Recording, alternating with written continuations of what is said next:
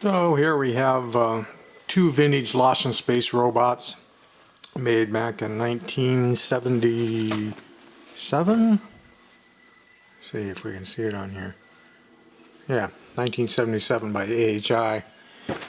They have a stop and walk action, but the main thing was with the gliding legs, like the 3D printed robot I just got done making. They also have the swiveling body action. And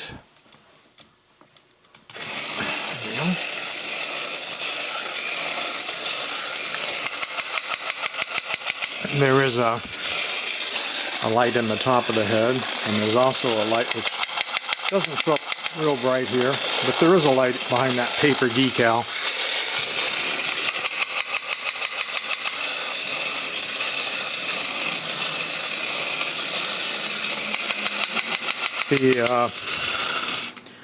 The rarer version here works exactly the same. It does have a light up eyes that flash.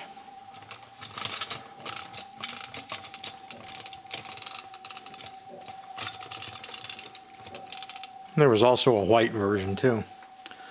But, there you have it, the vintage 1977 Lost in Space robot, 10 inches tall by AHI, that walks with swiveling hip action there.